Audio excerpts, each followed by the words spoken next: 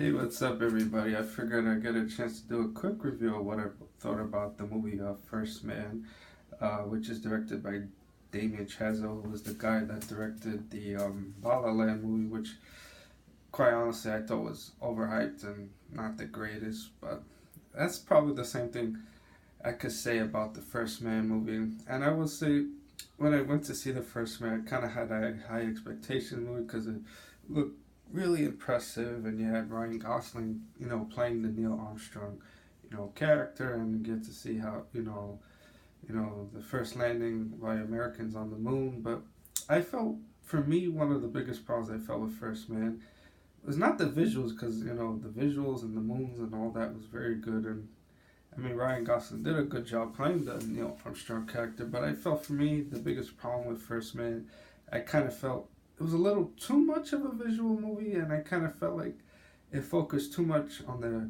dramatic elements, particularly with Neil and his wife, who was played by Claire Foy, who will also be playing the new version of Elizabeth Salander in the Girl with the Dragon Tattoo movies, Spiderwood, which is the fourth book in that series. And I kind of wish it would have went more into like the space, exploration and things like that, which was, too bad, since it would have been interesting to see more of how like NASA functioned and things like that during the 1960s and stuff like that. So I would say, in my personal opinion, previous movies that also focus on people landing on the moon, like say Apollo 13 from 1995, I hate to say, it was a hell of a lot better than this movie.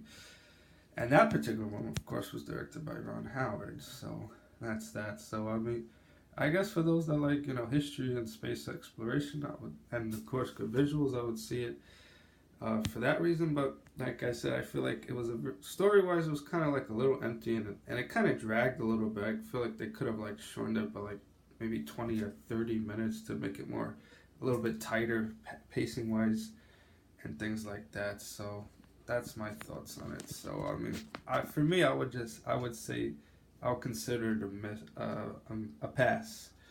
So hopefully the upcoming Halloween, you know, 40th anniversary movie will hopefully won't disappoint. All right, everyone, thanks for watching. Good night.